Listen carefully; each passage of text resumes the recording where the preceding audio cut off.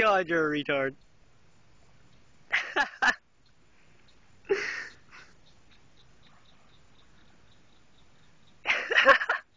I'd laugh if a gator came up and got you. Is there a fish on it? No.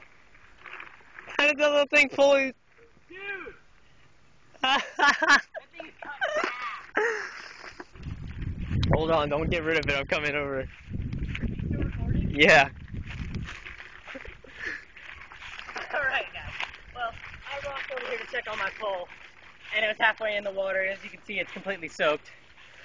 And I reeled it in thinking I had a fish on, and that's all that's left. About a maybe 5-inch brim, 6-inch brim, completely torn in half. I believe it is the work of either a very large turtle and or catfish, because there's no junk fish such as gar or mudfish in this pond that I've ever caught. So, I'm gonna throw it back out there and see what else I can catch.